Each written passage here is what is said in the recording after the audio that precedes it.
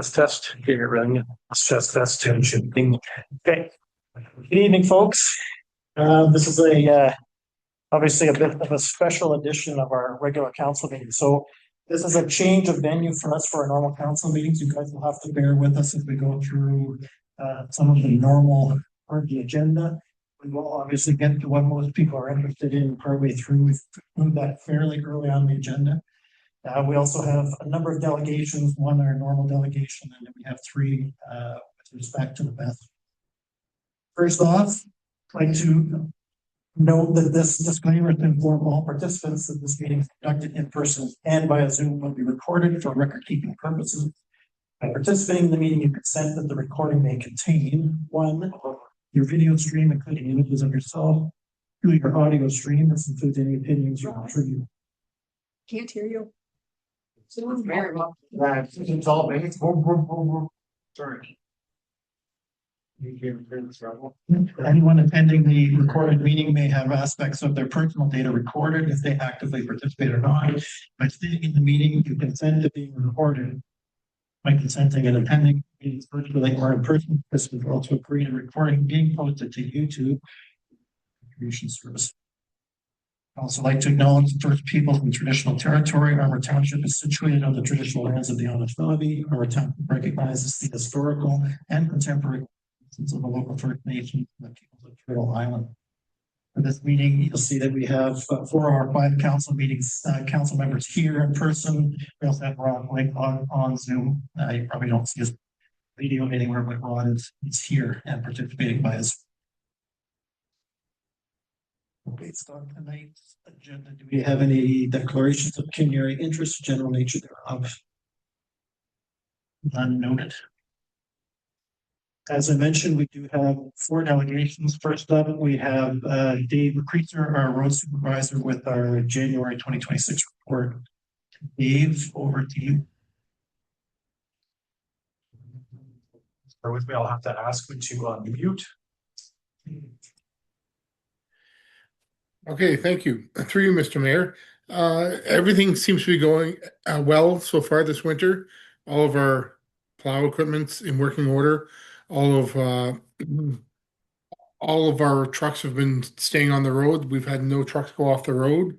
We're prepared for the next winter storm coming our way. It's been pretty good shape so far. We've had a couple big storms. Some repairs, ongoing repairs to equipment as needed, but nothing too exciting on our end. nothing further than that to update. A question for Dave. All good. You want to work through our emergency from 4 weeks ago, Dave? No issues as a result of that. No, everything went rather well. We were out in the evening of the ice storm, and the significant weather event was declared, and we were out again early in the morning with ice chains breaking up the road with sand and gravel, and the roads broke up rather quickly for us, and traction was actually pretty good after that. So it actually turned out rather well. We were able to respond rather quickly on our end for Armour. So yeah, it wasn't too bad that night after our response. Appreciate your place, Steve. Okay, and in my haste, I missed the step. Township of Armour approved the minutes of the regular council meeting held on December 16th, 2025 as circulated. A little bit of mover. Sure. Got Jerry and Dorothy. Any errors, omissions, edits? All those in favor? Carried. I'm still adjusting to not having my hands free for this. Okay, back to the delegations. First up, with respect to the best application, we have Sam Soja from Tulloch. Your presentation. You, Sam.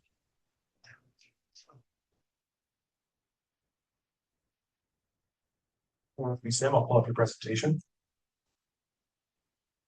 Hear me? No. Go ahead, Sam. You should be on.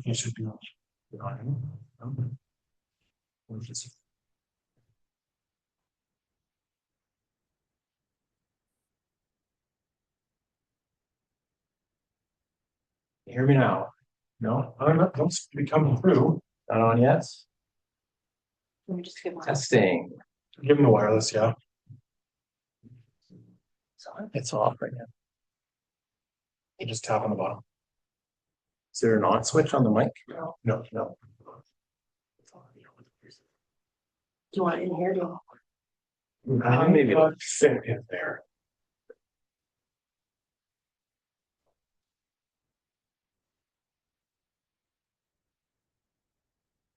Hey, can you hear me now? Yeah,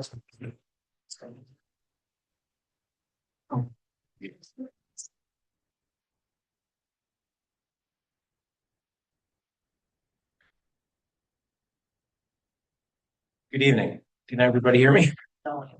Not really through the speakers? Turn it up a little bit. That's about as much as I got you without. Am I on here? Yep, you're on. Yeah, okay. Is that gonna work? You may have to hold it, Sam, and actually up closer to. Yeah, I'm good. We turn that one off. Yeah, I could just hold it. If you hold it, it might be a little bit easier because it has to be right close to your. Okay. Well, thank you, Mr. Mayor. Good evening, members of council, staff, and members of the public. They still can't hear you. They can't hear me yet? Try this one. This one will work. You can be really far. Okay, you can try that one. Are we on, right? How do you feel about shouting? Well, I could also talk louder and I could talk closer. It's really, yeah, it's really sensitive. So I'll just try to hold it close. Okay, let's go with that. So my name is Sam Soya. I'm a senior planner with Tulloch based out of Huntsville. And Tulloch has been retained by the township to assist with its official plan amendment application, OPA 2025-1, also known as Amendment 4 to the official plan, and zoning bylaw amendment applications MBA 2025-1, which has involved completing a planning analysis and providing planning recommendations to council. The consideration and conclusions of the planning analysis and resulting recommendations can be viewed in the report of council that I have prepared and which is included in today's agenda, starting on page 20 of the agenda PDF, which is available online. And while the details of the analysis are available in the report, I'll provide an overview of the proposal and analysis and guide council through the recommendations that have resulted from the analysis. So to remind everyone what these applications involve, there's a location slide. So this is just the report. Do you have my my presentation? The one you sent this afternoon after hours? Yeah. If you have your email, Charlie, you can forward it over to me. Yeah. Gotta boot up email. Touch the bottom.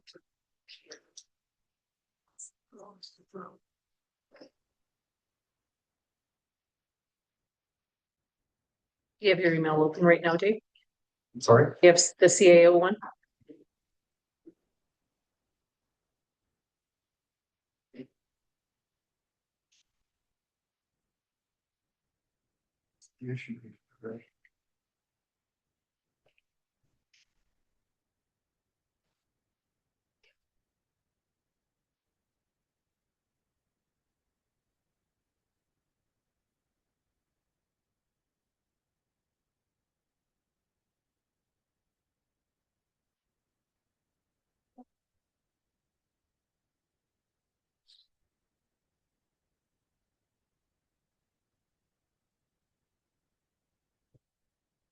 It's waiting for me to be able to type your email. My computer's slow stuff.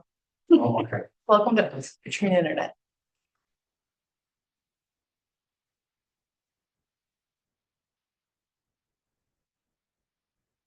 Still waiting.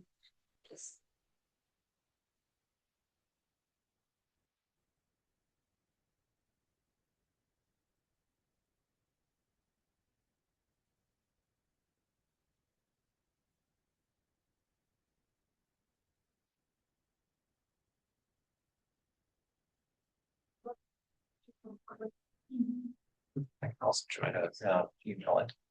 Yeah, it's just trying to get, I'm there, it just.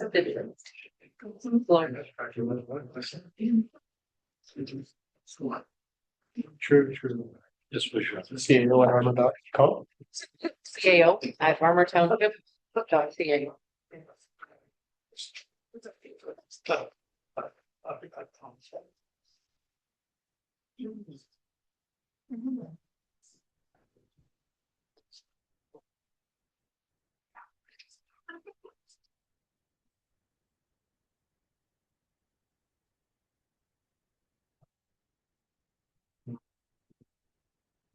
Getting it, Dave?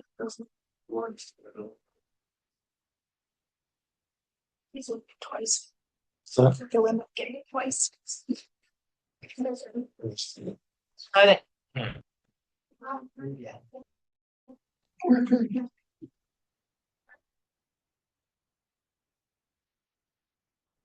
Okay, that should look a little more like a presentation. Just bear with me while I get it popped up into a screen share.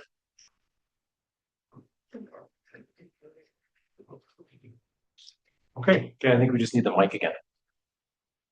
Okay, looks like we're ready to go. Okay, so it was, if you just go to the second slide, it's just showing where we are. I'm sure it's not that helpful. I think we all know. But the purpose of the OPA, the plan amendment and zoning bylaw amendment applications is to permit the battery energy storage system use on the subject property. These systems are commonly referred to by their acronym BES or simply BES. The subject property is located at 219 Egg Mountain Road. It's a roughly 32.4 hectare or 80 acre piece of land with 68 meters of frontage. The property contains an existing roughly 5 acre solar facility. Much of the property between the road and the solar facility is vegetated with shrubs, grasses, and some trees. The majority of the property to the south of the solar facility, it is forested. And if you go to the next slide, I think it shows just a bit more detail. So surrounding land uses are predominantly rural and rural residential, with some of the lands to the north of Peggs Mountain Road zone for commercial and industrial uses. The subject property is approximately 1 kilometer southwest of Highway 11 and about 1.4 kilometers from the southern boundary of Berks Falls. And then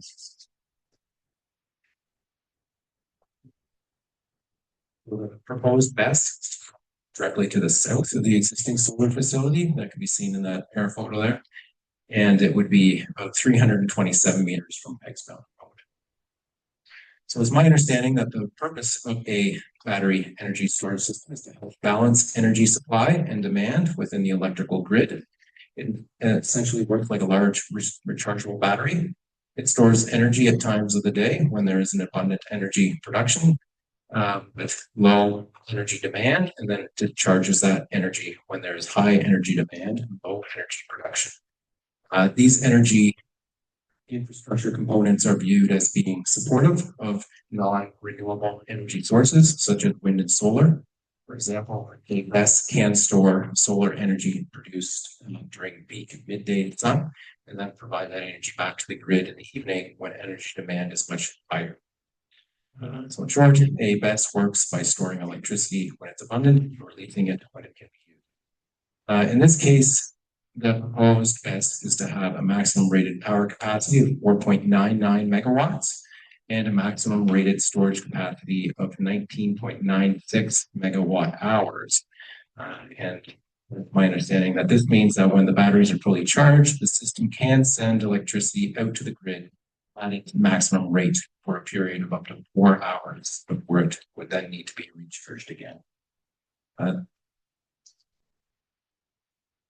So the submitted information shows that the proposed facility involves 9 separate containers containing lithium iron phosphate batteries, together with inverters, HVAC systems, monitoring systems, and other associated infrastructure. All of these components are to be enclosed within a fence compound. The fenced area measures roughly 40 meters by 23 meters, which equals about 920 square meters, or roughly 10,000 square feet. So in accordance with, actually, if you could go to the next slide. Yeah, and then the next one as well. That one just shows sort of the fence compound, but you can't really see too much detail there with the 9 containers in it. And then the next slide. So in accordance with the requirements to assess planning applications under the Planning Act, the planning analysis was focused on whether the proposed battery energy storage use can be appropriately located on the site while being compatible with its surroundings. From a provincial perspective, the provincial planning statement encourages the planning authority to provide opportunities for energy supply and energy storage infrastructure, including within rural areas. Also permitting energy storage uses aligned with provincial planning statement direction to support energy conservation and efficiency, and to optimize the use of existing energy infrastructure, provided such uses are supported through site-specific planning goals. It can also be noted that the lands are not within a floodplain, they're not in an area of unstable slope or other natural hazard identified under the PPS. The PPS being the provincial planning statement. The site is also not associated with any human-made hazards, such as contaminated sites, for example. And while wildland fire risk is noted due to the forested nature of the southern portion of the property, it is demonstrated that the risk can be mitigated in accordance with provincial guidelines, mainly through the implementation of the vegetation management plan, which involves a vegetation management buffer surrounding the facility. Natural heritage has been considered through an environmental impact study, which involved a background review, field investigations, and an assessment of the ecological understanding of the property and surrounding lands. The study concluded that with the implementation of the mitigation measures, which also includes construction mitigation, the proposed development is environmentally feasible and consistent with applicable natural heritage policies requirements. The growth plan for Northern Ontario places emphasis on efficient coordinated infrastructure planning and the optimization of existing energy systems, both of which are reflected in the proposal, and by co-locating with existing infrastructure, energy infrastructure, which is the existing solar facility on the same property. At the township level, the subject property is designated rural community. This designation of rural uses are supported and alternative and renewable energy systems are specifically promoted. As the official plan does not currently list energy storage as a permitted use, it is the intention of the proposed official plan amendment to introduce site-specific permission while remaining in conformity with the intent of the rural designation. So land use compatibility was a key focus of the analysis. Compatibility has been assessed conservatively using provincial land use compatibility principles and supported by the peer-reviewed technical studies, including noise, air and gas emission, environmental and hazard analysis. The BESS facility, which itself has a relatively small footprint, is to be co-located with the spatially larger and compatible existing solar energy facility. And the BESS is to be set back approximately 300 meters from the nearest dwelling and located quite centrally on the property, so substantially set back from side and rear lot lines. And then just the next slide, please. The planning analysis also involved a review of numerous studies and supporting documents that were submitted with the applications. Peer reviews of each of these studies were initiated by the township and have been completed with a few exceptions. The emergency response plan is in the final stages of completion, and the firefighting training program is required to be formalized into a structured instructional package. And final details of the stormwater management plan are to be finalized through the future site plan approval process. The studies and the peer reviews have all been made available on the township's website throughout the review process, and brief summaries are provided in the recommendation report. And next slide, please. The Armour community has been very engaged throughout the public consultation process, and comments received have been considered throughout the peer review and planning analysis processes.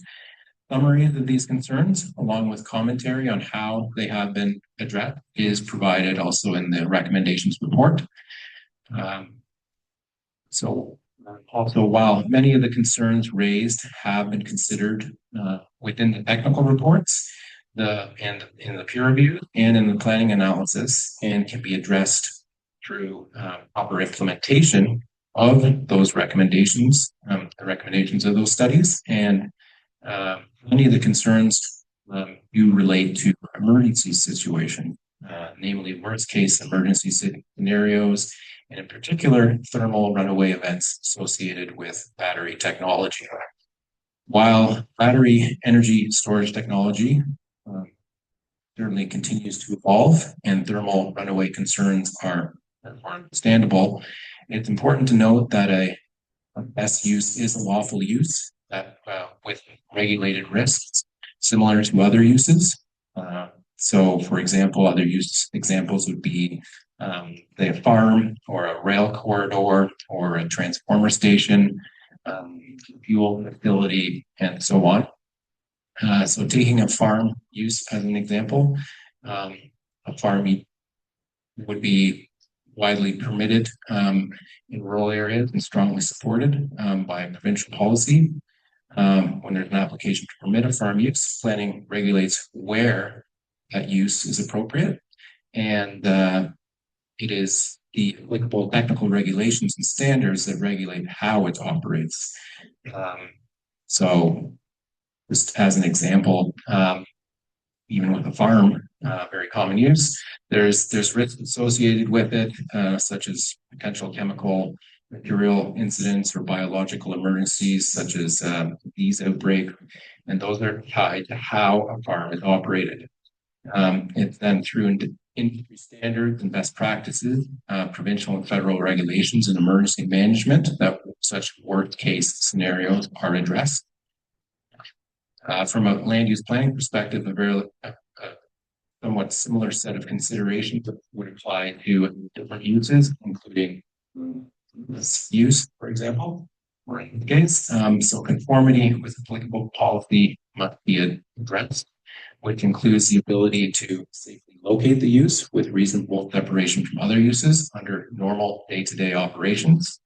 And in this case, worst case emergency situations would be more readily addressed through regulations and standards such as manufacturer certifications, Ontario Electrical Code, Safety Code, Ontario Fire Code, National Fire Protection Association standards, IESO grid connection requirements, and in this case also adherence to the hazard mitigation analysis, a firefighting training program, and an emergency response plan, which are part of the submitted documents. And in this case, the planning analysis shows that the proposed development on this subject property does appear appropriate, provided recommendations of the technical studies are implemented and site-specific land use control are used to ensure the facility will be constructed as proposed.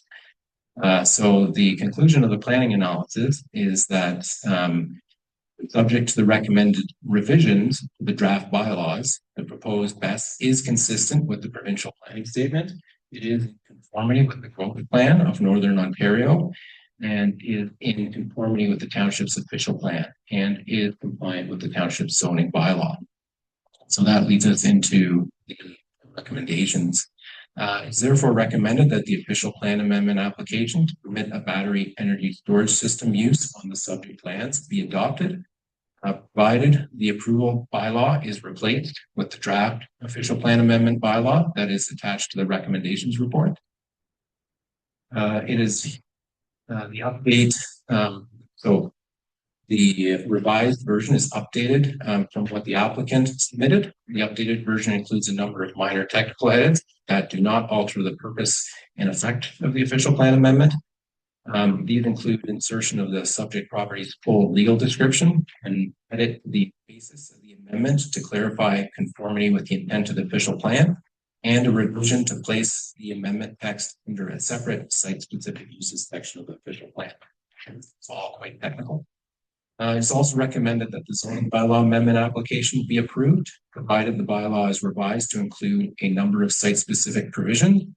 These include restriction to only permit the facility in the hatched area shown in Schedule A of the draft zoning bylaw attached to the report. And I don't actually have a slide of that, but it shows the location where the fenced area, including the cleared area around it, that's shown as hatched. So what that restriction would do was would it actually require the facility to be constructed in the location that is proposed and not elsewhere on the property. So it would only permit it in that location. The recommended revisions also include the addition of a provision to restrict the maximum rated power capacity of the BESS to 4.99 megawatt and to restrict the maximum rated energy storage capacity to 19.96 megawatt hours.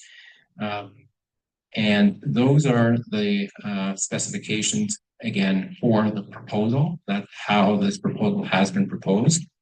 And so this putting that in there would ensure through zoning that the capacity of that facility cannot be exceeded to a greater amount than has been proposed. It's also recommended that a provision be added to restrict the height of structures within the facility based on specifications of the facility provided by the applicant, and upon review of physical height restrictions in the rural designation, a maximum height of 5 meters is proposed. So about 16.4 feet. Lastly, it is also recommended that a provision be added to designate the subject lands as a site plan control area to ensure that the township can require implementation of supporting studies and mitigation measures pursuant to Section 41 of the Planning Act. That would be an implementation of those supporting studies, just to confirm, just to make it give the ability to properly implement those. And that concludes my presentation, but I am available for any questions. Thank you.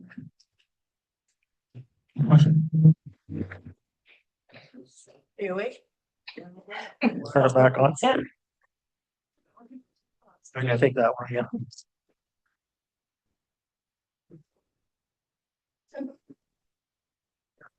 Thanks, Sam.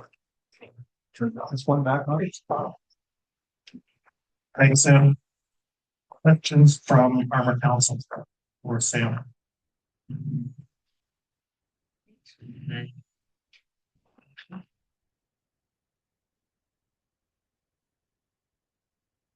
So just one quick question, Sam. In the provincial planning statement, I know as we read through your report from a planning perspective, this certainly it appears to have checked all the boxes, but there are also concerns listed in the provincial planning statement around implications for things like fire services, shared services, or where there's inter-municipality concerns like there are here, because it's not just affecting potentially Armour, but it's reaching out into other municipalities. Is there room in the PPS? Are there other areas that need to be considered as part of where the implementations are?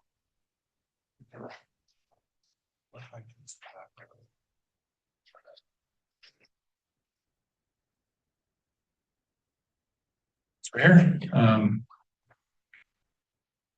I don't know what's going on. We'll just use the one. Okay, fair enough. I think I'm okay. Yeah, okay. Perfect.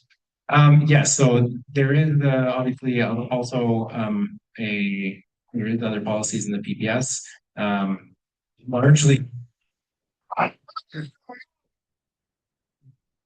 Largely what those policies also apply to is responsibilities of municipalities also to provide fire services.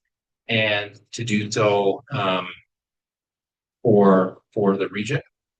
And that's for the, like, it's my understanding that really those policies, I don't obviously have them in front of me, but that it's not a requirement. Yeah, that when a use is considered appropriate for a property, that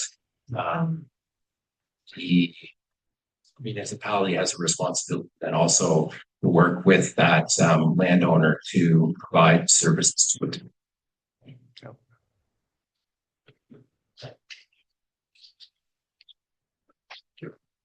And Councilor Blakelock, I know you're on Zoom. I'm not sure if you've got any questions or. I see you, but. Okay, I'm gonna pass No, it I'm on. good at this end.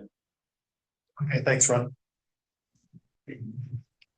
Probably a question for you, actually, Sam, more the and but I just wonder the reasoning behind the actual plan amendment and zoning bylaw amendment for the entire piece of property when we would be limiting a specific area for the use as of the size that they're applying for now. Do you have any insight as to why it was applying for in such a way?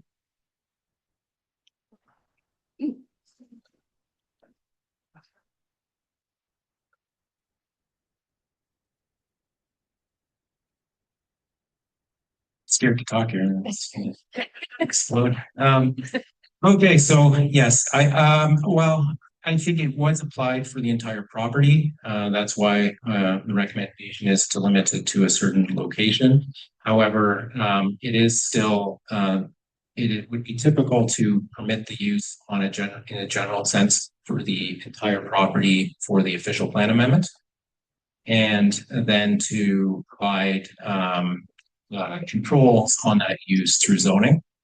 And that's what's recommended. Now it is still, the way that the recommendation is worded is that the use would be permitted.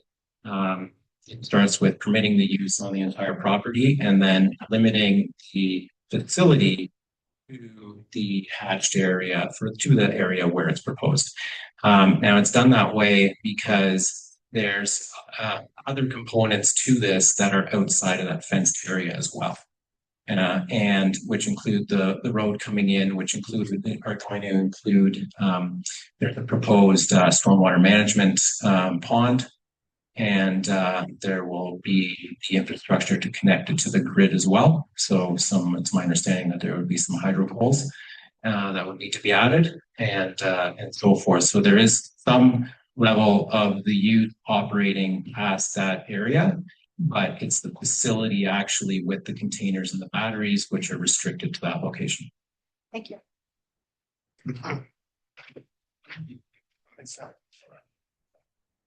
Okay, so other questions from council. Next up, we have Connor Wright, planner from representing Connor Bay.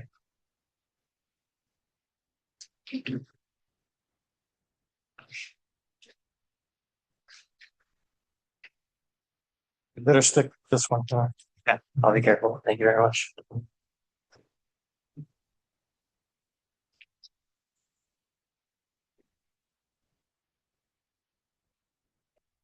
Good evening. Is my audio coming through okay? Thank you. Yeah, so good evening, everybody. My name is Connor Wright. I'm a registered professional planner with Zelenka Priamo. We're the planning consultants for PowerBank on this application. Thank you very much to staff and Mr. Soya for that presentation, council, and all the others in attendance this evening. As many are aware, we did have a public meeting about 2 months ago, November 18th, where this item was discussed. My presentation will be quite brief. I don't want to be redundant. Mr. Soya was quite comprehensive, I found, on all of the details.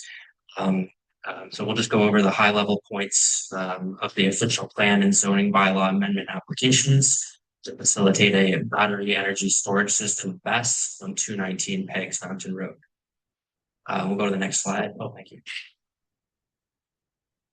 So the site plan is shown here.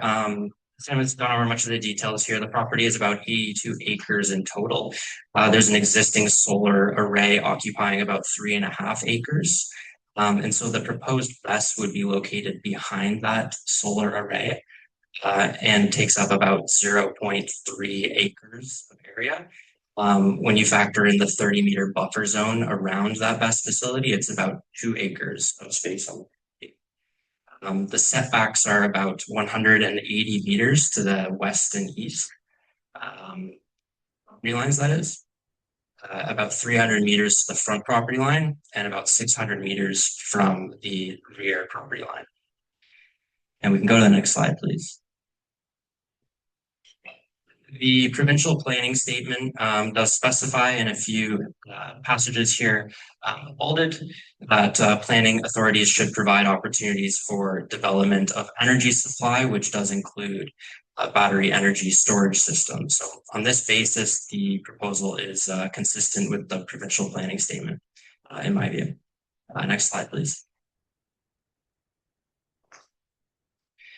Sam went over this in some detail, but in the official plan, the property is designated a rural community.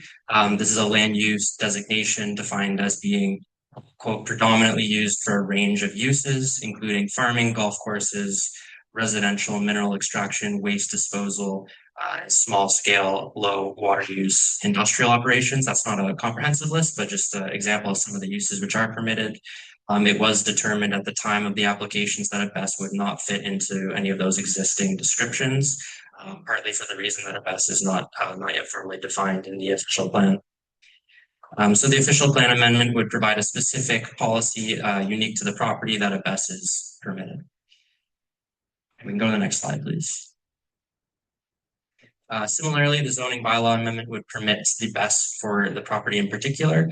As Sam went over, there are a few minor modifications to the draft bylaw to better define the location and height, all other matters which we're generally quite all right with. And we can go to the next slide, please. And so this was brought up a couple times. And so there have been a couple previous meetings for this application, the one on November 18th, about 2 months ago, as well as one earlier in the year in April. And a number of written comments in addition to that have been provided throughout the project.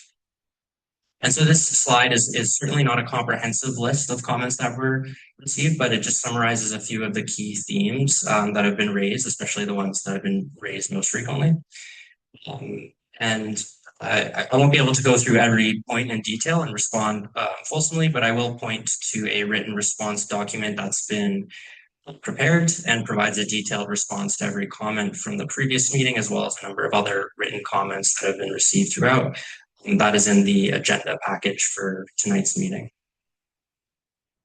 And on the next slide here, this is a list of the studies that have been completed to date. Much of the response I just alluded to is predicated on substantial technical analysis within these documents.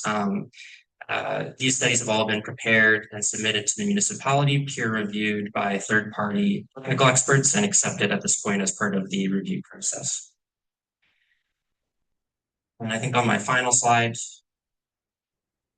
second last, I guess, just to re-summarize here, the applications, as I mentioned, are for official plan and zoning bylaw amendment to permit a BESS on 219 Pegs Mountain Road.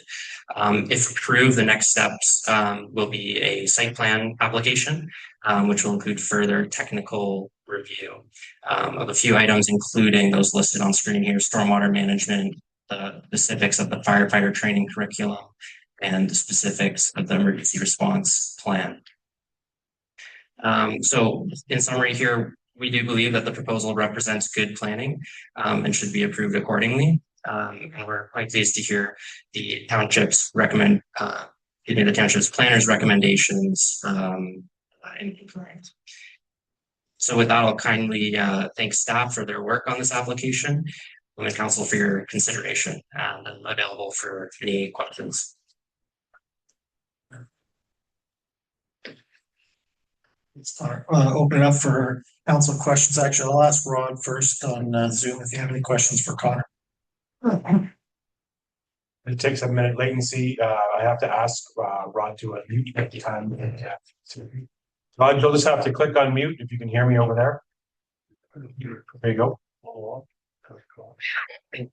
Yeah, no, I'm good. I have no questions.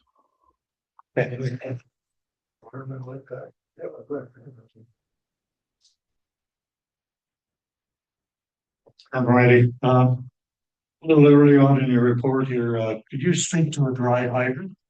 I would like to hear what a dry hydrant is. I'm sure the people here would like to know what dry hydrant works and how it works in the winter time.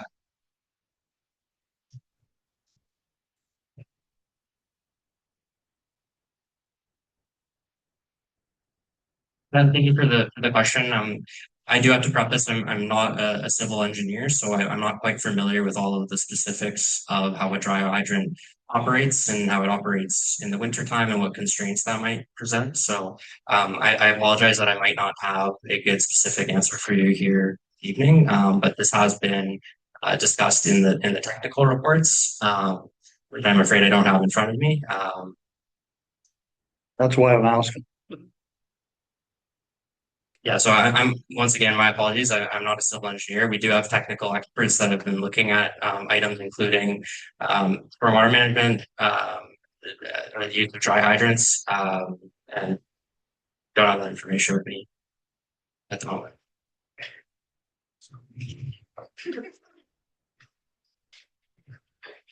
Joe?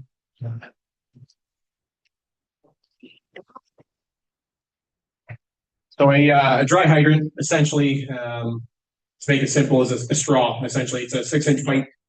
We put it stubbed up out of a lake or a river. Properly installed. It's installed below the ice level, above the ground and above vegetation. Allows for us to quickly and easily pull up to a water supply, hook onto it, and get quick access to water without any delay. Do you want us to explain the winter? In winter operations, again, if it's properly installed to the NFPA standard, because the ice is all taken into consideration, the vegetation. So they put it below the ice surface, but above the vegetation, just so it's never interrupted. Right. Okay, thank you. Excuse me. Question. So based on that comment, the dry hydrant is being proposed on the property? No. So where's the dry hydrant being proposed? Yeah. I'll pass that one to the ocean. Thank you. Working with them, the closest good water supply that we can see just quickly would be the Magnetawan River down by the Katrine Beach. With this, it was give us multiple travel routes, so we could go use Ferguson Road, Highway 11, or the old Katrine Road. So we always have access to it. It would allow us to set up our tanker shuttle accreditation and use our neighboring tankers to come and shuttle water there. I think that answers it for you. Other questions from council? That's okay. It sort of explains it a little bit better. Okay, no other questions? Thank you, Connor, very much. Next up in our delegations, we had Barry Burton from the Lithium Way Group.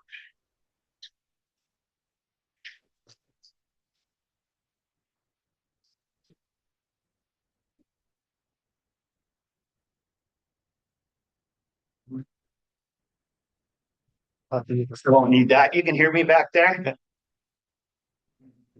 Thank you. I've done a little bit of public speaking in the past, so I'm not too bad at getting the message across. Will we have our first slide up?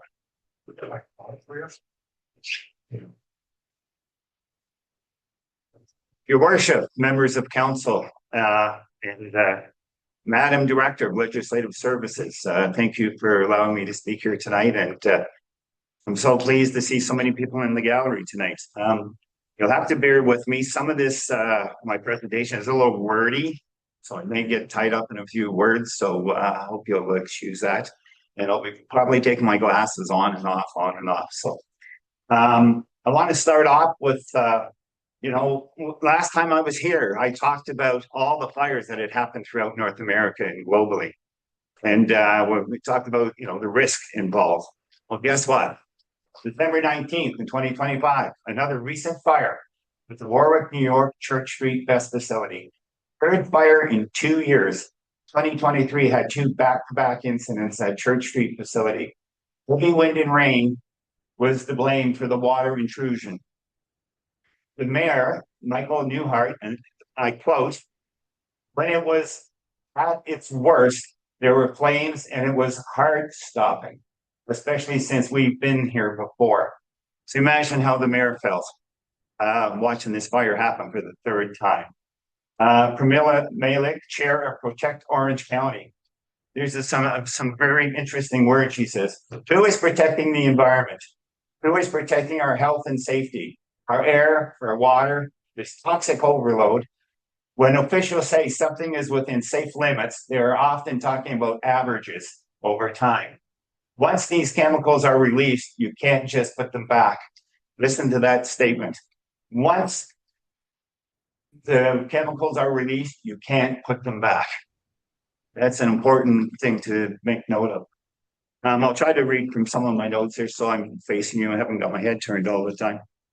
So land compatibility. With respect to the planners and the professional consultants here, I have to say this is not compatible land use.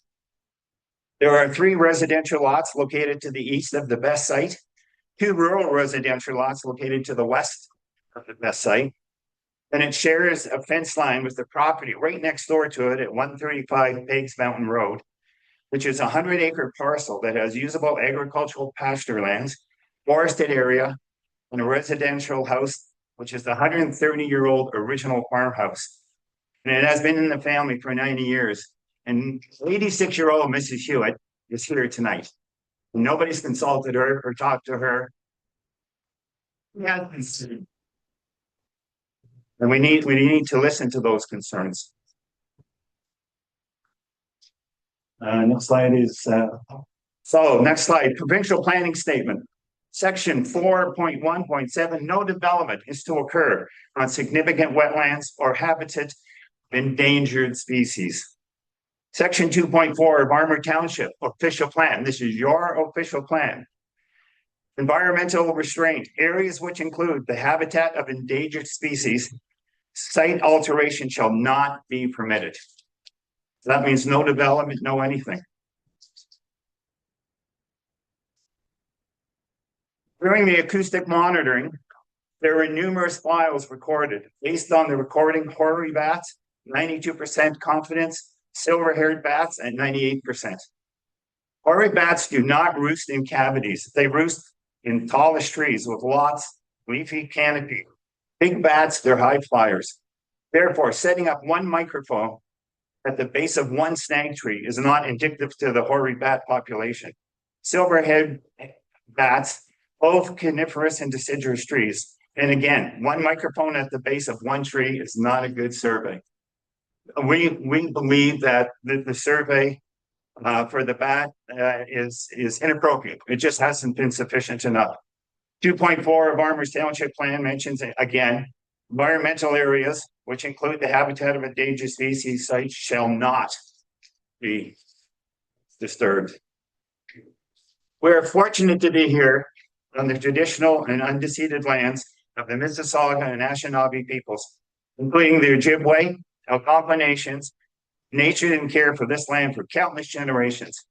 This land has witnessed their stories, cultural practices, and roots along the Magnetawan River. Generations of land with witnessed their stories, cultural practices, and roots along the Magnetawan River to the enduring bonds they maintain with the land today. It is part of the Robinson-Huron Treaty of 1850 and the Williams Treaty in 1923, agreements that guide and share the responsibilities to honor and respect each other and the land. We at No Lithium Way believe in the power of connection between people, stories, and the land we stand on. As we gather, grow, and build community, we honor the history that came before us and embrace our collective responsibility in shaping a future that reflects the values and respects of the land. Reasons to say no. The best site is within 650 meters of a provincial significant archaeology site. This site was located at 348 Pigs Mountain Road on the Judd family property and was discovered to have prehistoric artifacts. In 1998, the Ontario government licensed the site, giving it a Borden number. This is a registration number to make it official. BJGU 1.2, BJGU 1.3, BJGU 1.4. 23 artifacts were located and were numbered. Were numbered and judged by two archaeologists, Dr. L. Jackson from Trent University, Donna Morrison, both who are registered archaeologists.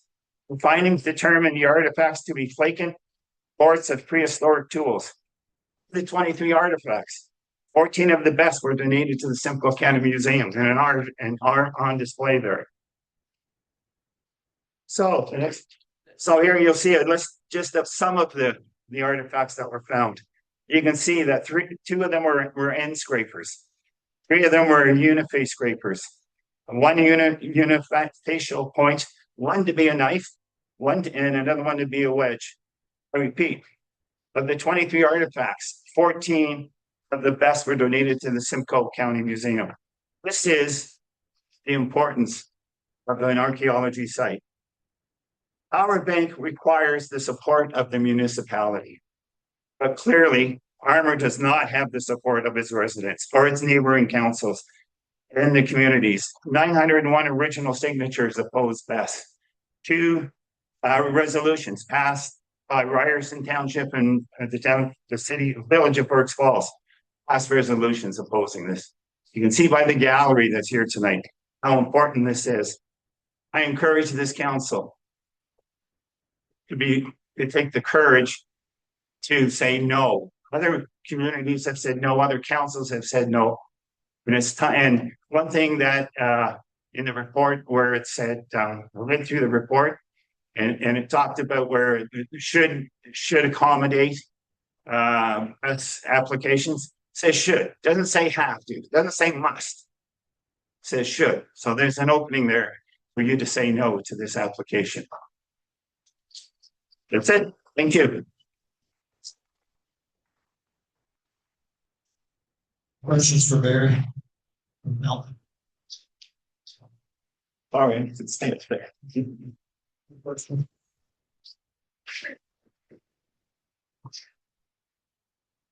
Okay, we're gonna switch gears for a few minutes. We've got some other business to take care of, and then we'll be coming back to the application.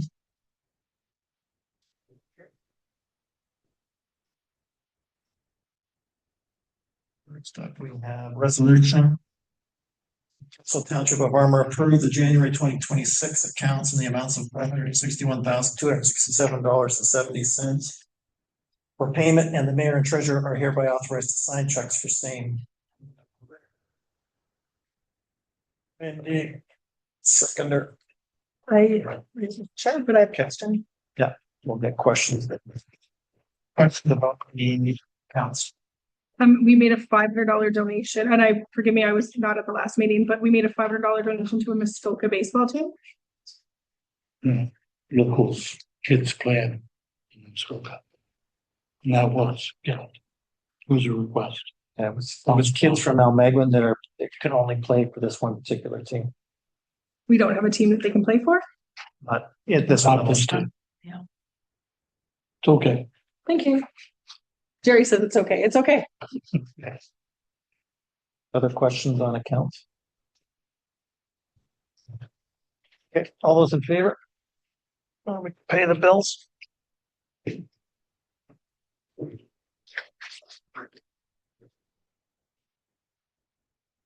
8th.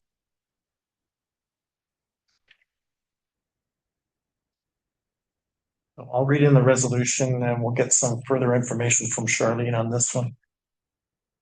Council Township of Armour hereby support the consent application BO 49-25, part lot 21, concession 4, 723 Skyline Drive, submitted by Mark and Susan Armstrong for a lot addition subject to the following conditions. The owner obtained approval of an official plan amendment to recognize that the consent results in no new lot development. as the severed parcel shall merge with the abutting benefiting lands, addressing nonconformity with section 3.1.1G of the official plan and section 5124C of the Planning Act.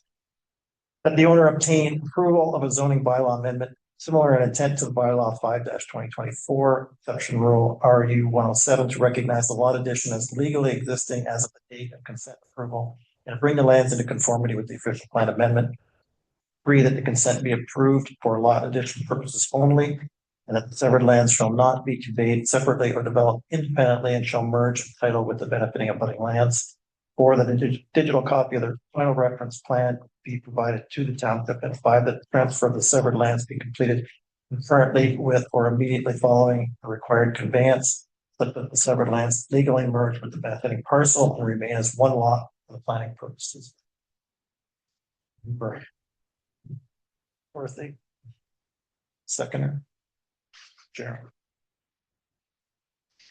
Charlene, over to you for any more detail on this one. If you want. This one is basically a lot addition. The Mark is present in the crowd here. So the application itself is details that it's only the subject land that's being that it applies to is concession 4, part lot 21.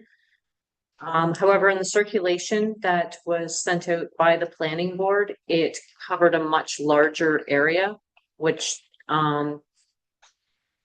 initially didn't require an OPA by our planner, but based on what was circulated by the planning board, it's on your page. It's on your page here. 103. 103, yes. So it says benefiting. So the severed and benefiting, it's extended past the lot 22, although they do own all those properties. In previous applications, they were merged, but based on what was submitted, it requires an OPA. And again, it doesn't create a new lot, it just severs the one lot in half. The reason why is the frontage the property does have is too steep for access. So by creating access off this other lot, we're not asking for cash in lieu because it's not creating a new lot. We're not asking for a draft survey. It was already done before, and road deviations were transferred in the blocks. Both planners support the OPA and the ZBA based on that. One small question. Sure. I remember years ago, there was not much roadway there.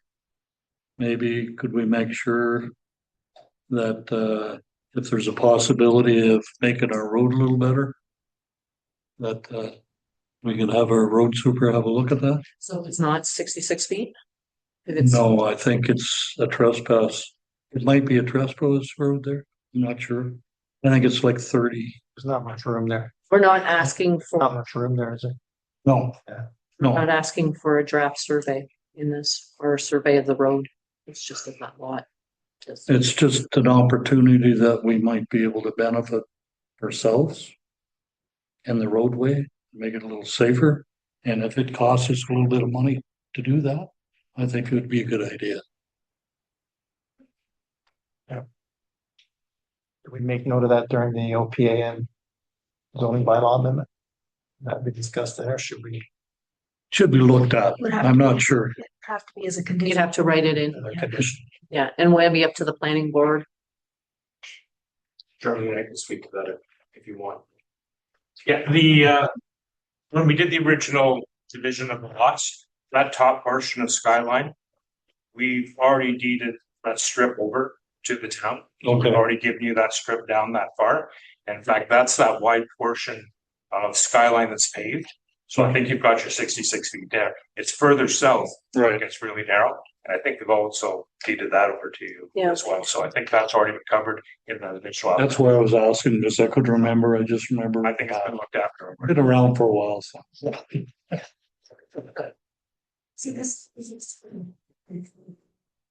Well, since we look at the details that road. According to this. Skyline right here. So are there concerns, Shar, about backlot development here?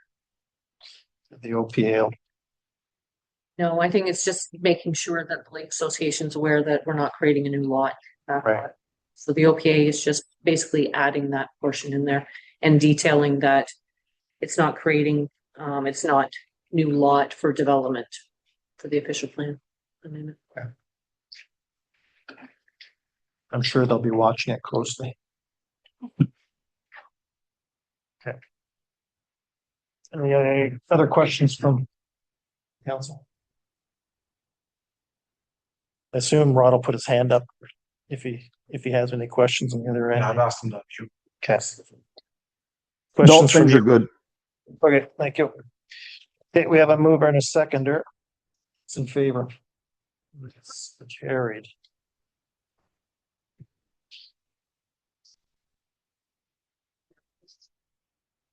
Next up. Subdivision application S01-24. So we've got a request to amend the condition number 3. This is on the Prentice development on Lake.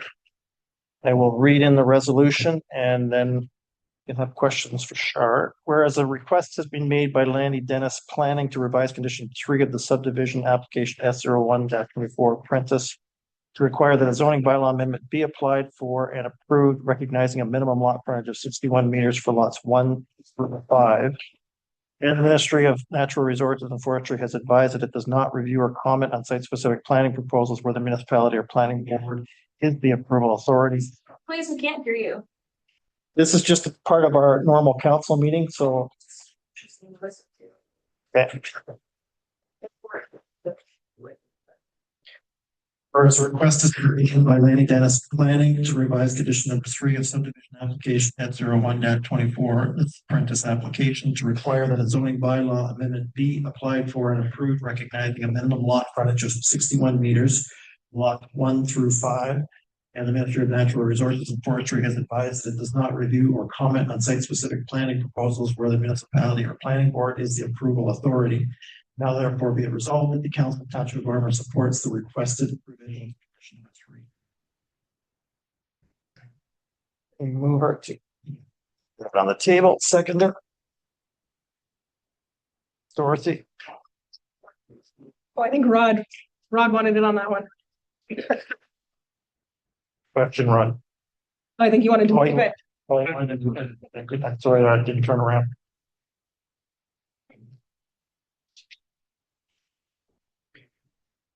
All's good. I was just showing you I was in favor. We'll get you. Sure, any more details on this one? I forwarded you the response from the M&R earlier, confirming that they stand by what the email was that they and that planning boards made it very clear that if they can't meet, if an applicant can't meet the requirement, can't get the response from the M&R to confirm it, that the condition has to be changed. And the planning board's the governing authority with it. They're basically just sending this to us for comment.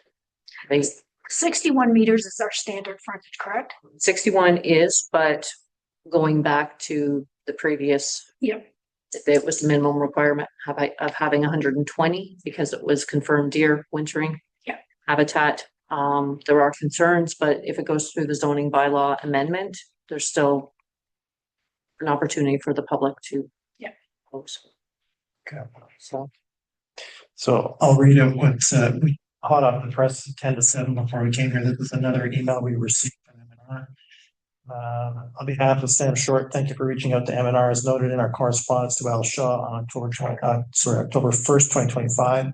The conventional planning statement 2024 PPS allows for development and site alteration within significant wildlife habitat, provided it has been demonstrated that there will be no negative impact to the feature and its ecological function.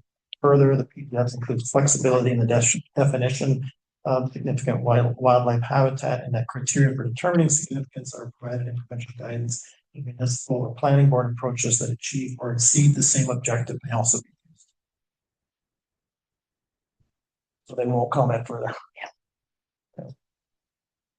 Okay, we have a mover and a seconder. All those in favor? Rod's got his hand up. Carried.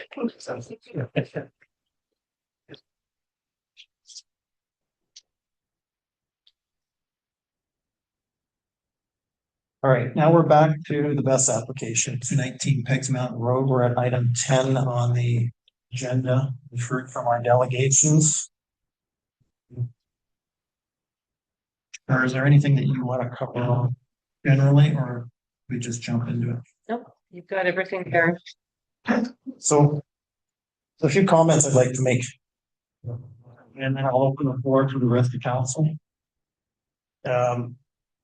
Despite some of the things that have been said, in whether it's in some of the presentations or some of the comments that have been made online, the fact of the matter is we recognize that there has been significant opposition to this application.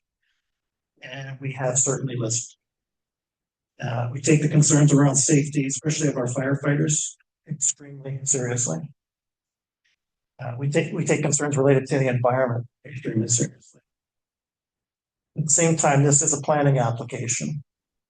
And the applicant has every right to apply. And as you heard this evening, the applicant, from what we've seen so far, has done what they need to do from a provincial standards point of view and from the Planning Act in order to do what has to be done to try and get this application. Should also be noted that the landowner has every right to make money off their property if it's within zoning bylaws and within the laws of this province. I'd also like to make note of the fact that we recognize the fact that direct neighbors are going to be severely impacted. And we need this to Al when she has raised concern. There was a mention at the public meeting as well that there may be some kind of pecuniary interest involved here. And when that word gets mentioned, the fact that there may be a financial implication here, I need to clarify that. Pecuniary interest means that somebody on council is related to the person that owns the property and can make a decision that will positively impact that person. No one on this council is related to Dave. None of us are married to him. Not that there would be anything wrong with that. There is no relationship, so there is no pecuniary interest. And I wanted to make that clear because when those things get said in a meeting and the landowner is at the meeting, it could have implications. We have spent an unbelievable amount of time on this application. Like thank Char and staff, Joe, all the folks that have been involved in and out for gathering information. Our job as council is to review this from a planning perspective and work within the limits that we have. But of course, we are going to listen to the citizens of our township. We recognize that most of the concerns have actually been raised from outside Armour Township. But we are sensitive to the fact that we are all part of the Almaguin Highlands, that we have neighbors that we deal with. We share a fire department between 3 municipalities. But clearly, this decision is going to impact potentially beyond Armour Township. I'd also like to mention as well, though, that there is, in this day and age of social media, there is a clear outside influence on this sort of implementation. There are people who got involved in opposition to this, who had nothing to do with Armour Township, and in fact have nothing to do with the province of Ontario. I want to raise the fact that the ideology comes up when it should not. This Armour's decision to make. The amount of effort that we have put in, we hope will benefit surrounding municipalities. We hope it's going to benefit other municipalities across this province who have to deal with this. We were handed this. We made a decision that since we are creatures of the province of Ontario, we will follow the GPS. If there is a guideline in there that says you should consider energy storage systems, and one comes up, who are we to say no? We have to consider it. But we had a lot of homework to do because 3.5 years ago, there's not one person in this room who knew what a mess was. Well, Bill may have. Also like to remind us that we are a community here. Same landowner that we have talked about in various meetings and has come up is the same person who's out salting our roads in an ice storm. We are a community and we need to keep remembering that. From a planning perspective, The applicant appears to have crossed all the Ts and dotted all the Is. The application is technically compliant. It's in line with the provincial planning statement, as Sam has mentioned today. In fact, our own planner is recommending acceptance of this. If council decides to refuse this application, we are going against our planner, which is not common on the township. But is there significant opposition from the community? Yes.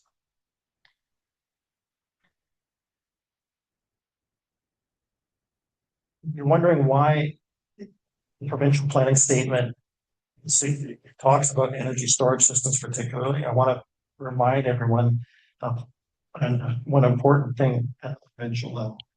Once today subsidizes your hydro bill to the tune of $8 billion a year. The reason they do that is because high hydro bills are really unpopular, and that's how you get voted out. So somebody's paying for that somewhere along the line. We have to find other solutions. It's not sustainable. That's why I make mention of these in the provincial policy. We can just come up with this on our own. Armour didn't go off on some rogue expedition, find out new technologies that we could implement in Armour Township. There's going to be a 75% increase in the use of electricity over the next 30 to 50 years. The province recognizes that. There are nuclear facilities going in all over this province to deal with it. This is just one part of the solution, potentially. Also, it wasn't that long ago that there was similar pushback to this on telecommunication facilities. Everyone in this room carries a cell phone today. Can you imagine if you didn't have cell phone service? If you look around any town, any village, you can drive through in this area in the Emmanuel Highlands, and let's go Bracebridge. You'll find a gas station in the middle of town with a lot of gas sitting underneath the ground, feet away from residents. We have learned how to deal with it. We have learned the safety procedures. And when it comes to gas, we will learn it eventually as well, because this technology is likely not going away. However, the bottom line may well be, despite meeting all the needs of the from a planning perspective, the application being complete, and thanks to solar or power bank for the work that they have done. Understanding that they can, just like a landowner has right to make money off their property, business has a right to earn money as a business. Like, we wouldn't be in very good shape if businesses were going down all over the country. But having said all that, we need to consider what's right for our citizens. And this is where the bottom line is. We have to make a decision that we are either going to follow the advice of our planner, which is the correct advice. From a planning perspective, it's the correct advice. Or we are going to go against that because of the pushback we have heard.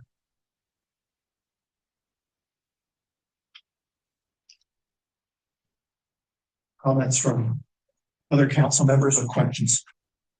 You've covered pretty much everything that I was considering. No, I don't have anything further to add to that. It's not often that I take professional people, planners that we pay good money to give us advice and have to consider not supporting that recommendation. Question to me still comes down to a safety level, and I'm very concerned about a volunteer fire department having to deal with what may happen. Mr. Mayor, you referred to it as pushback, but I think that some of the local organizations have highlighted that they're valid concerns. I don't think it's just pushback. I don't think it's just ignorance to what BESS is. I think it's valid. There's been studies done that are not some or might not be fulsome that highlight clear concern. Yes, everyone probably knows me. Been around council for a long time, and that's maybe one of the very few times that I've ever been at a crossroads in between listening to a lot of planners and people of knowledge. However, sometimes you just gotta go with your heart, and sometimes you gotta go with that you know, that you know, that you know. Sometimes all the education in the world doesn't make common sense. And sometimes you get a flood and it's 100-year flood. And in my lifetime here, I've seen a couple of those. And right now, I don't really know in my heart if I could put our fire department and all the people out here to pay for something that's not in our official plan. And that's why we're here tonight is somebody has asked, put an amendment in the official plan. And what it comes down to is, do I want that? Myself personally, do I want? And sometimes we gotta listen to the people. And I'm an educated person too. I'm a industrial millwright. I'm also a master electrician and electronics technician with a lot of council experience. And I know a little bit about solar and a little bit about this, and I get around to the computer not too bad too. But this is gonna come down to a heartfelt, what do we wanna do? Right now, I pretty well got my mind made up, and I'll pass the torch to somebody else. You're up, Rod.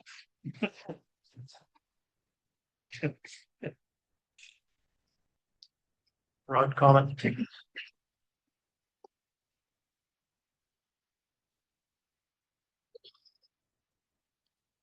you hear me?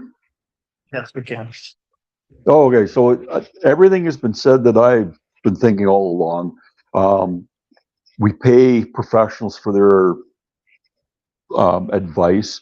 We pay staff to do due diligence.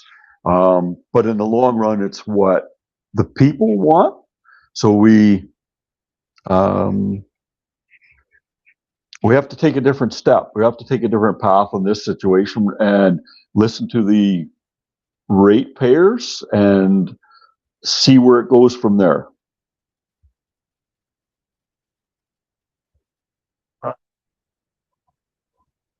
Okay, so we have in front of us 3 choices. Well, I guess we have 6 choices, sure. That's of potential resolutions here. One for the official planning and the second for the zoning bylaw. The 3 options are accept the OPU and the ZBA as they were submitted by Power Bank. That's option 1. Option 2 is refuse it outright. Option 3 is accept it with the revisions that Sam had recommended in his proposal. I'm gonna go out on a limb here and say that we are taking option 2.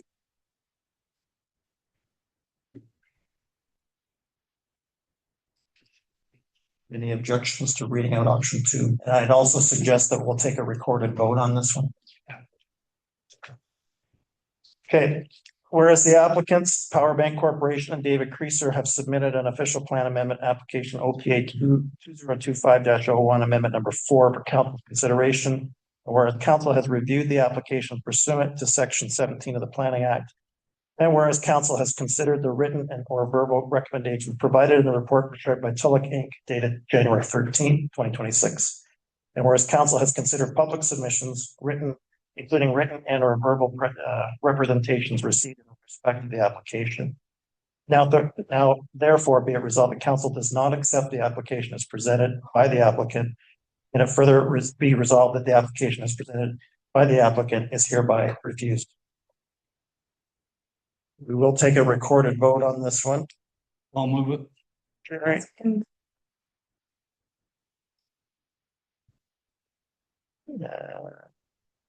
Jerry. Okay, so Jerry, you're moving it as well. I moved it, yes. Second, okay. Recorded vote. I just put requested by Jerry. Okay, Rod, we're over to you first.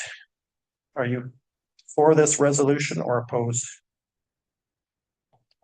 And that is For the resolution. Yeah. Jerry? For. Dorothy. Myself, 4. Wendy. 4. Okay. Unanimously, we have refused the official plan amendment.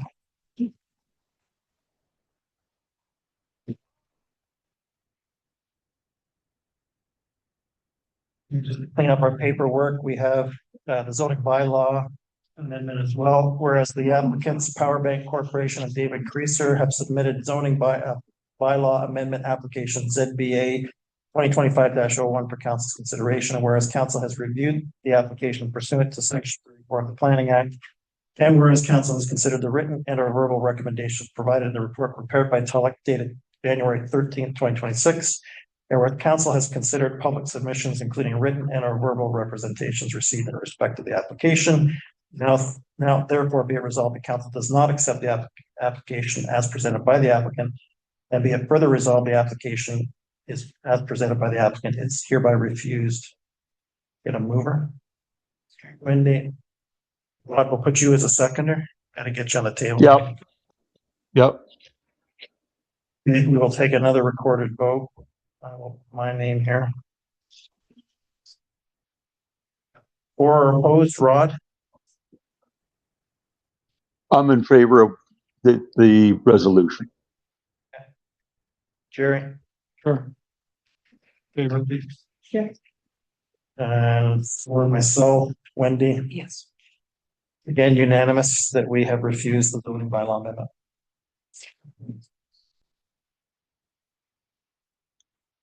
I'd like to thank Power Bank. I know this was not the result you guys were looking for.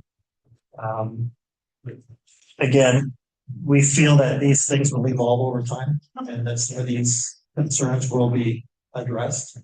I think from our perspective, it was just really a case of the benefits. There weren't enough benefits there.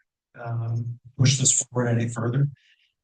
But I respect the work that you guys have done, the amount of time, and I also, again, should have mentioned that these studies that have to be done, you know, Armour taxpayers paying for the study, the Power Bank paying for these studies. And it's important to recognize that they have done nothing wrong from a process point of view. It's Karen Vance presentation said they have done nothing wrong. It just simply comes down to we're not in a position to do this here. We've learned something that will help other municipalities. But again, thank you for all your work. And again, thank you, Sharp, for all your work. And Joe, you did okay too. Do we need a break? Okay, let's take 10 minutes and we'll hop back into the rest of the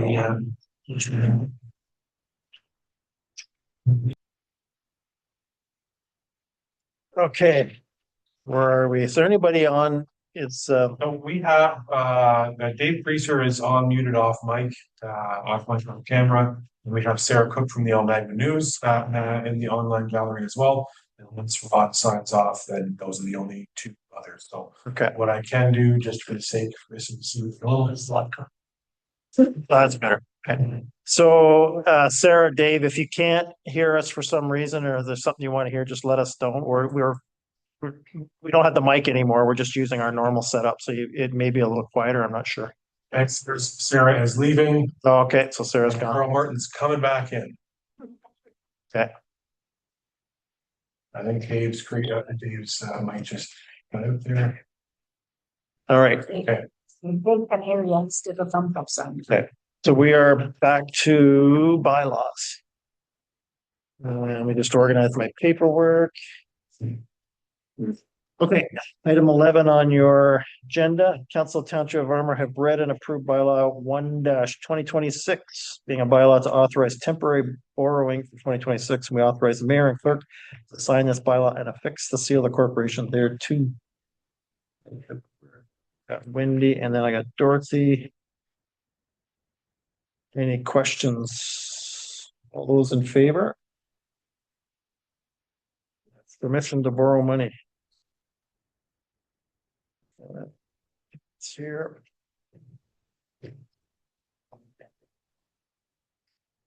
Next up, Council Township of Armour have read and approved bylaw 22-2026, being a bylaw to provide for an interim tax levy, penalty charges and interest for 2026, and that we authorize the mayor and clerk to sign this bylaw and affix the seal of the corporation thereto. Mover. Wendy, Jerry. That's what we've done before, charged 50% for. It's the, let me just pull up. Interim, so it's based on percent of the year's total taxes. Okay. Because we haven't. Okay, I'm sorry. I thought we were charging, I didn't read this properly, 50% of the taxes. Like doubling it, like, oh, like I was like, Wow. oh, is that legal? Like, it's just, okay. That's loan shark. Okay, so we have a mover and a seconder. All those in favor? That carried. Council of Township of Armour have read and approved bylaw 3-2026, being a bylaw to confirm the proceedings of council at its December meetings, and we authorize the mayor and clerk to sign this bylaw and affix the seal of corporation there. Those meetings were September 4th, special meeting, and December 16th, the regular council meeting. Carried. Seconder, Wendy. All those in favor? That's carried.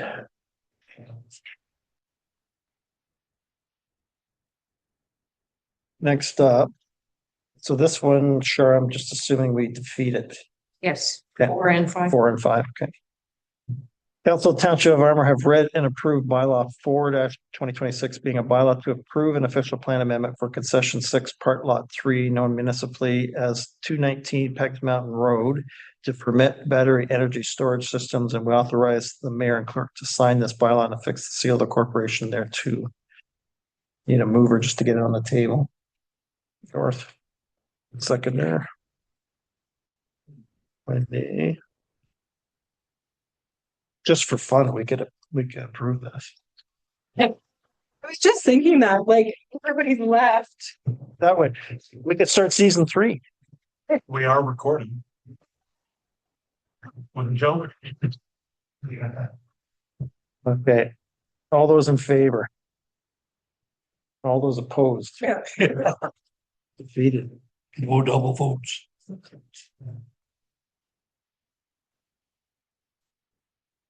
Similarly, Council of Township of Armour have read and approved bylaw 5-2026, being a bylaw to approve a zoning bylaw amendment for concession 6, part lot 3, known municipally as 219 Pegs Mountain Road, to permit battery energy storage systems, and that we authorize the mayor and clerk to sign this bylaw and affix the seal of the corporation there too. Mover Wendy, seconder, North. All those in favor? All those opposed? And that's defeated. Okay, we officially made it through that.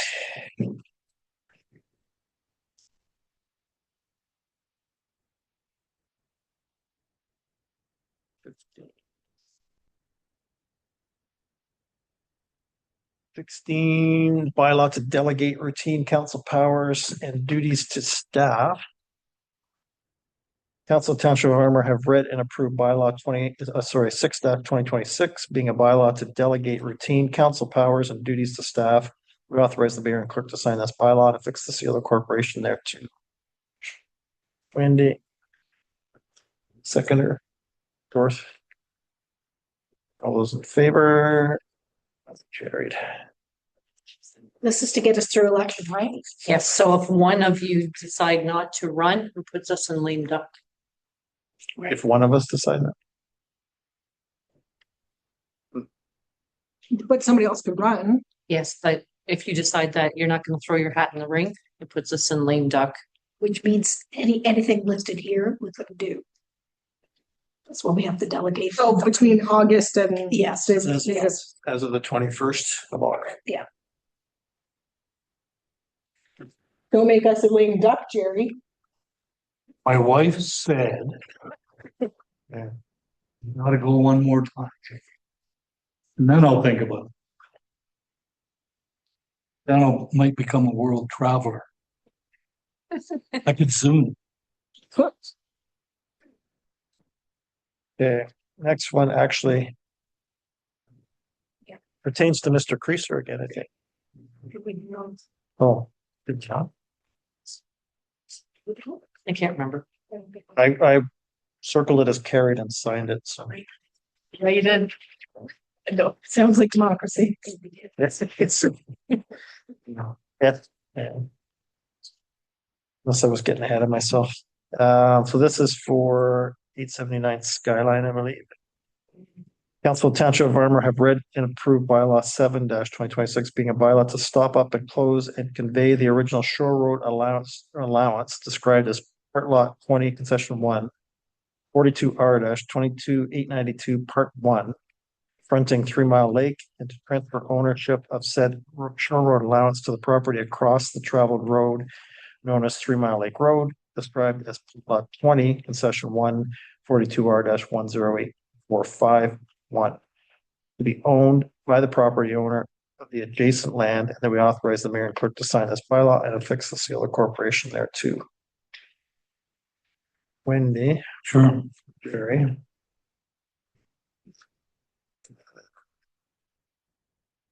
Was there, oh, there's more information here. So there's nothing, the standard shore road. Yeah, it's across the road. It's already developed. It's actually one that we've been talking about for a while there because it's kind of a liability. Being municipal property. And technically it would be property owners, but the trespass road travels through it. Right through it. Yeah. We have properties like that along this one end of Pickerel Lake. Down there, yeah. Okay. Okay, we have a mover and a seconder. All those in favor? We did take the vote that time.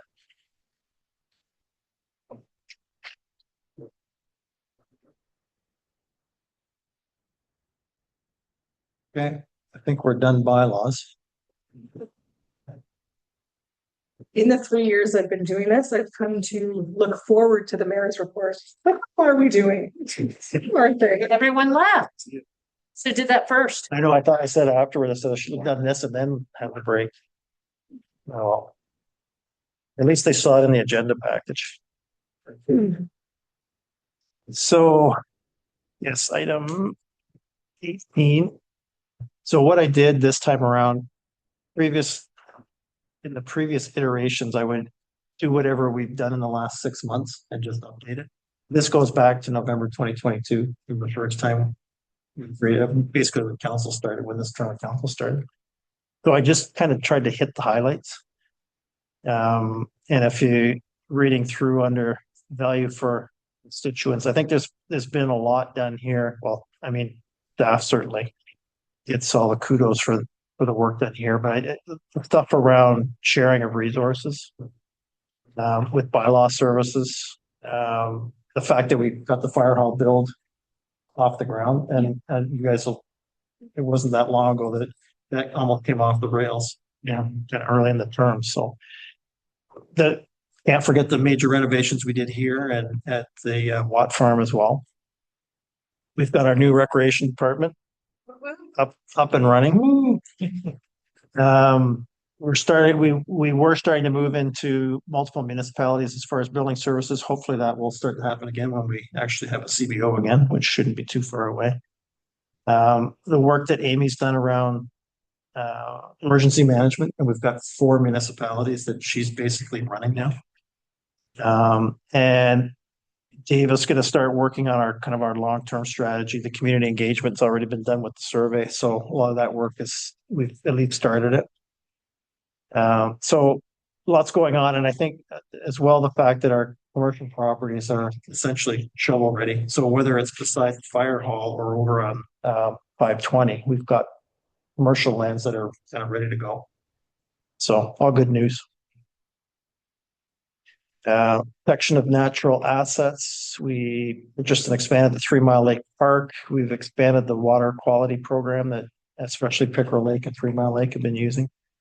I'd like to get a little bit more work done with Muskoka in terms of their watershed program and aligning with them. And I think in our end of January meeting, there's going to be more discussions around the septics. I saw the note from Char today, so I think we'll start making some progress on that. We did the recycling producer responsibility model that Amy's been fighting through. What a mess that is. And I feel so bad for Amy. Like, I don't know how she's managing it. The latest is, I don't know if you guys saw in the paper today, they found, I think it's 500,000 tires outside of Sudbury. Oh my God. Because the producers only have hit targets of 65% now instead of 85%. As soon as they hit the 65, they have no interest in recycling the tires, and they've just been hoarding. It's massive. It's just 10 kilometers outside of Sudbury. They found this massive. Tires. So it's unfortunate. Cooperation and shared services. I think the fact that, actually was it this date last year? It was January 14th. We kind of blew everything up. Yeah. But all for good reason. And I think the fact that we now have a new fire hall agreement and a new library agreement, and the fact that we've got that committee working, it was a hard road to go down, but I think it was the right move. So the fire hall build in progress is mentioned. Some of this is a bit of overlap. We've implemented the AMP system, which I think we've actually got that coming up later on the agenda. Animal control, we've expanded the centers of excellence, etc. So again, lots of good work there. And the fact that the clerks meetings, I don't think the clerks meetings were really happening regularly before, were they, Dave, for a period of time? Yeah, they just came back in last Yeah, it's good. January last. So that's all kicking back off again. The health and wellness stuff, a lot of this is from a couple of years ago, but we're hoping to make some progress on a new health and wellness center. So that's going to be a bit of my focus for this year, to get that motoring along and see where that goes. Lots in economic development as well, as stuff that Dave did when he was director of economic development, but also now that Courtney's taken over. And I think, again, Armour's backing of economic development across the region has been huge. I can't imagine how Aids would have been able to keep going if it wasn't for our sport, but I think it's going to rebound now. I honestly think it's going to turn around, and a lot of good work done by economic development. And then housing and growth, that's a tough one because that's an issue across the whole country. So it's not, we've done our work in terms of the task force, but. And then the last page, it just kind of talks about some of the things we could think about doing down the road. Wendy mentioned to me just when we started the meeting that I think I mentioned in here purchasing at the very last one. I didn't realize that we're actually already doing this with the groups from Muskoka. Yeah. So Wendy mentioned, and I guess that's been going on for years, probably since you were third. How long have we been part of Muskoka purchasing? Time, eh? Yeah, I'd say well, it was before my time because Leanne used to be there. Is that right? But we haven't met for a long time. Oh, haven't you? Yeah. So when Dan left Strong, he was the chair. Oh. And nobody stepped in to take over. Oh. So maybe there's a reason to kind of get it kickstarted again, if it's hopeful. You're still. Be a topic for the next course. It's more than just that group of people. Yeah, because it's mostly the purchasing group, right? But you're still actively being able to purchase through that. You're just not some contracts. Yeah, you're just not paying regularly. It's on our website. Ali was saying we had to have it announced on our website that we were part of the purchasing group. So we have it. It's in our public notices.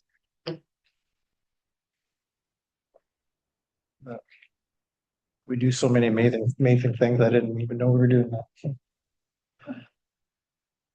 So any questions on the mayor's report? Is it either reflective of what council feels has been?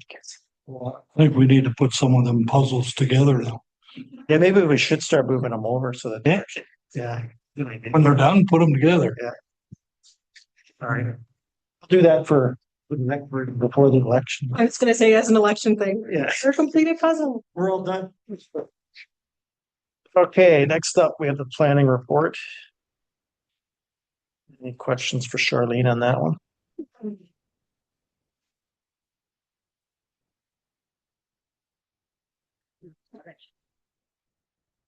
And we've got our new planner is officially on board. Planscape is our. And great. So there's been times, well, there's an application. I have a pre-con. On the first page, under consents, 1137 Pickerel and Jack Lake Road. I have that next week. They want to use the Jack Lake's lake capacity study, but Planscape wants now to have any consents. I'm gonna have a meeting with them, but I think they're looking at implementing the requirement for a lake capacity study to be implemented into the official plan. Because we've allowed people to create their own or get their own lake capacity studies completed, and we haven't been permitted to put them in. No, So in the OP. So this one, I think, is going to be pushed for an official plan amendment in order to do the consent because it's waterfront with an updated Jack's Lake water capacity. Oh, good. So, The Jack's Lake is really getting Yeah. developed. yeah, so I think it's a great idea. We've had those policies, those sections, blank in the official plan Yeah. to start getting it updated, and how often it's determined that those studies have to be updated. Yeah. To be determined on how much development's on a certain lake. Excellent. Yep. And then the only other one is there's potentially a pre-con or a tire kicking session with the industrial park, but Planscape, based on my workload and the elections, they're gonna do the whole thing for me. Nice. Your workload's just, Yeah, now I get to do notices and Yeah, we're gonna go in tomorrow. Your feet are gonna be up on the desk. I don't And help me Tyson, seal envelopes. But yeah, so they've been great to work with, very knowledgeable, and planner that's been assigned to us, that there's a team there, so they work together, and if one can't return a call, then I get someone else. If something's more complicated, then it's wonderful. Good. Yeah. what's the name again? Landscape, No, the name of the person or contact. Ryan. Right. Ryan is our contact, but I've been dealing with Debbie and Stefan as well. Thought. Okay, excellent. Thanks, Sharp. Next up, we had the building permit report. Jerry got what he needed. This is George great. has information. the codes on it. It's good. It's simple things. Yeah. Okay, next up. Oh, we've got the building summary for 2025 as well. I don't know if there's a, No, I'd like the next one. The one that gives you the year, like. how oh, much- that's where I was at. Yeah, the comparison. Yeah. Years there. 5 years there. Quite a drop in 2025 overall, but that's across the board, right? Yeah. It's a dollar value at the bottom. Yeah. Important. Yeah. And we're still growing.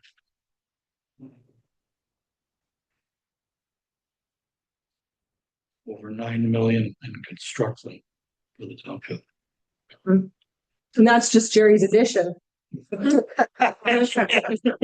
garage. In the garage, of course.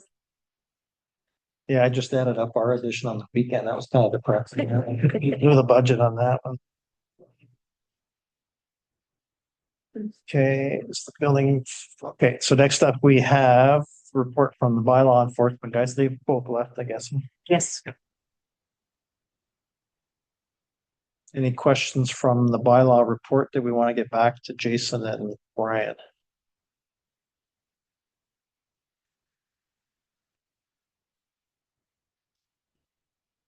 There's also, part of that is the annual AMPS program. And we do have a resolution for that one. So the recommendation in the report, Council of Township of Armour receive and approve the annual AMPS program public complaints report for the 2025 reporting period, and acknowledges that no public complaints were received in respect of the AMPS program pursuant to bylaw 24-2025. So they're just asking for Just a paper trail. just a paper trail, yeah.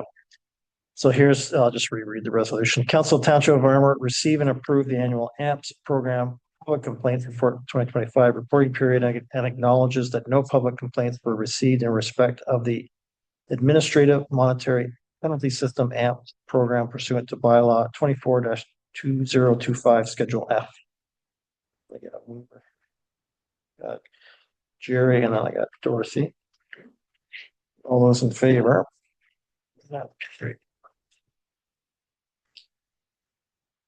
Do you believe somebody thought Jerry and I had a love-hate relationship? Yeah. It's just love. He keeps me in love. It's great. That's why I set you right there.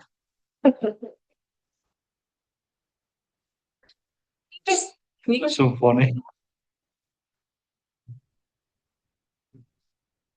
Oops. Jump it down. Uh, 22, that's just the council, the Magwin Highlands Health Council minutes from November 6th, so we've already talked about that. Yep. At our last meeting. And I will give you guys an update though, because I shared it with the rest of the health council yesterday. So Dr. McKinnon sent me an email Monday morning, and one of the new physicians they just got at Sundridge is leaving the end of March. So I think they still have two. They have Sarah and one other one, and a nurse practitioner, maybe two nurse practitioners, but they have to replace the doctor. So the current staff is going to handle the load. Nobody's going to lose their doctor. So Sarah's going to have to pick up the load with the other doc and the nurse practitioners. But anybody who's on the wait list is going to have to stay on the wait list. She was just really close to having the wait list down to zero. Yeah, now she's going to have to. That's unfortunate. So our recruiting dollars that we put in, that $1,000 every year that each of the 10 municipalities putting in. David Gravel is our recruiter, and he's already on it. He was on it last week before I knew what was going on. Sarah couldn't say anything at our last health council meeting, so she emailed me first thing Monday. It's official that we've lost one of the dogs. So bad news, but at least they're on it. Don't lose them to like Berks Falls. No, That would be ideal. she went. It was a family move, so I don't know if it was. So am I reading this report right, that it says the wait list for AFHT, which is, I'm assuming That's the Magwin, it's still got 800 on it? Right. So their hope is to have that down to zero by the end of the year. Really? Because they just got their new nurse practitioner January 1st. She started. Okay. But she's new, like she's brand new. So it's going to take her a while to ramp up. They're still hoping to have that wait list down. The wait list in Muskoka, I just had a meeting this morning with the OHT. The wait list in Muskoka is 23,000. So they've actually replaced 3 physicians recently, but there's still at 23,000 for the whole district. I'm surprised ours was still at 800, to be honest with you. Yeah, it's high, but we're in much better shape in there. So the people from Kearney, are they on any wait list? Do you know? So they're getting accepted into either Berks Falls, the Megan Highlands Family Health Team. They'll take them so that if they get it into a nurse practitioner, they'll take them from Kearney. They'll take them from Mark, wherever. Okay, I just heard about McMurray's situation. Just wondering if government money ever came around at some point in time. Well, we got Having them numbers would help. Yeah, we got the money 2 years ago for both Berks Falls and Sundridge. There was another round of funding that just ended, and we won't get any funding this time. One of the issues, I can't remember if I mentioned it in our last meeting. One of the issues is that we have to have space available for a physician. So we have to be able to point to a space and say, if we get a new physician, that's where they're going. So we need new space. Berks Falls has spot. Whole fire department. We could build an office here. We need a new. We could. A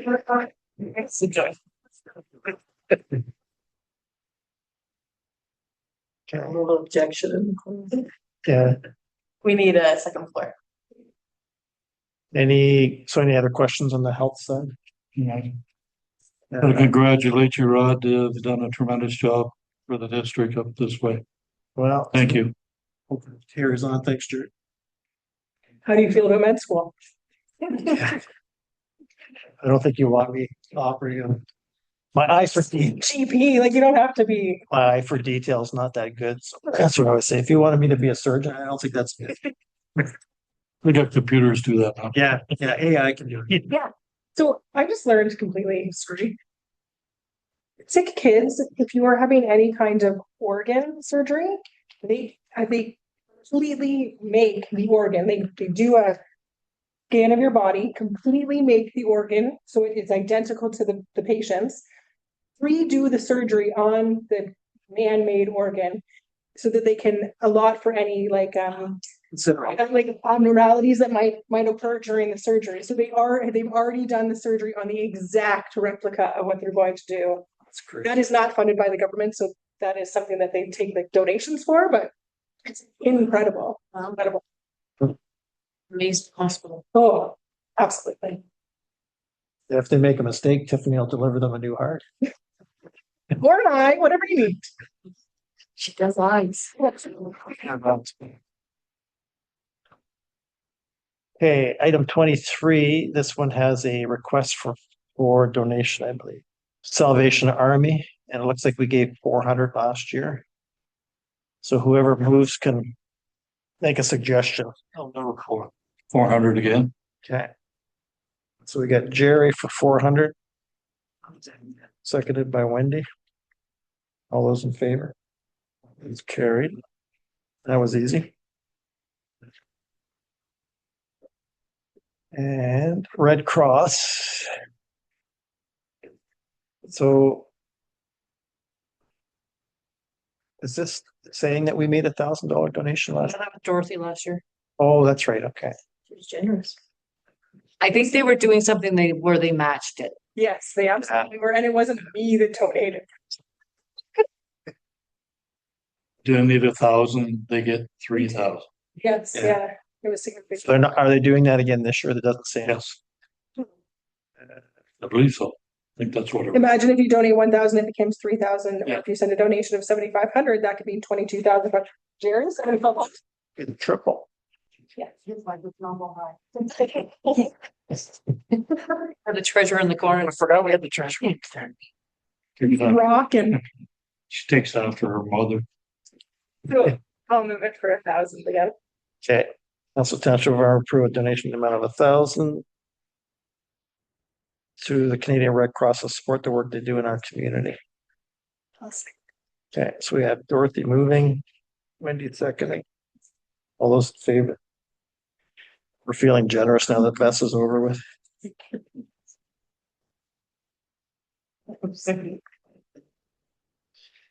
And I believe the rest is informational. Yes. New mammography unit in Huntsville. I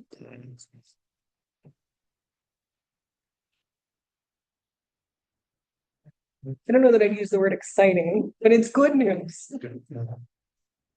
I think item number 31 is really interesting. Yeah, so that is interesting, sure. So I had actually participated in the webinar last year, and the topic had come up about it was if your copyrights, then it wasn't our document to circulate. So basically what that means is that if we have someone come to the counter asking for a copy of their survey for their property, we're not allowed to give it out. If we have a copy of the survey, we can direct them to who actually completed the survey. But the problem is that people are obtaining old surveys and they're inaccurate, and and if we don't have the survey then or know who created it, then we just refer them to the land registry office. And it's unfortunate because a lot of times right now with consents, we have digital copies available, but based on this from the Association of the Land Surveyors. You have to go back. But doesn't the lawyer, when you buy a property, do they not give you a copy of the survey? They would have to get it from land registry as well. Yeah. Okay. They might. Yeah. They might get it from land registry. But there would be a little cost to it, so. Yeah, I guess we it makes gave sense. them out for years. Yeah. Hmm. You can see where it would be a problem though, right? Yeah, You really have to go back to the source. Yeah. Yeah, draft on. well, they just, in a lot of cases, people were just using them for information Sure. purposes, like they weren't, Yeah. Okay, well, unbelievably, we're down to our closing. can't believe we're done. Does anybody else have anything else? I had a DSAB meeting. Oh, we missed you on the reports. That's okay. A lot of it has to do with, in the very near future, the homelessness and affordable housing and all that. We got things coming down the pipes. Now we're trying to work with the Northern Ontario Service Delivery Association through NASA. So we're in partnership with them right now. And there'll be good news hopefully coming in the near future. Still the same director? Sorry, Still the same director? NASA? Or No, sorry. Tammy? Yeah. She's wonderful. She is incredible, yes. Still there. Just unbelievable, how that woman. There's, 172 employees, I think, if I remember correctly, and just knows everything. Just, She's been there for a while now. yep, and she's done a great job. Excellent. Try our subcommittee postponing January meeting, so we're meeting first on Monday in February. Excellent. Okay, Council Township of Armour adjourns regular council meeting at 9:10.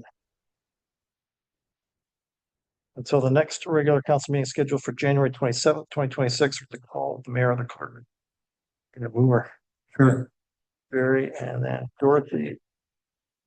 The voice is quicker than the hand. Eh? All in favor of leaving? Thank you very much, folks. If you have to clean out the car, start with the